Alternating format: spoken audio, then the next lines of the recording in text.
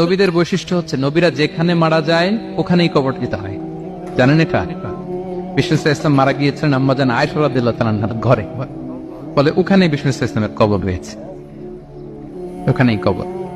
এবং ওই কবর দেওয়ার পরেই ওই কবর দেওয়া ঘরের ভিতরে আম্মাজান আয়েশা যতদিন আয়েশা রাদিয়াল্লাহু তাআলা যতদিন বেঁচে ছিলেন ওখানেই ছিলেন কবরের পাশে।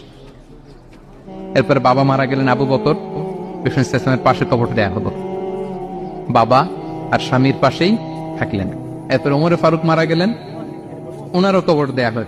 কিন্তু এখন তো আর বাবা আর স্বামীর সাথে পর্দা নাই, ওমরে ফারুকের সাথে তো পর্দা আছে। তো তখন তিনি ঘরটা হয়ে গেছে ছোট, তিনটা কবরে অনেক জায়গা স্পেস নিয়ে গেছে, এখন অল্প একটু জায়গা পর্দা টাঙিয়ে দিলেন ওমরে ফারুকের সাথে পর্দা হিসেবে ছোট্ট একটা জায়গায় যতদিন বেঁচে ছিলেন ওখানটাতেই ছিলেন।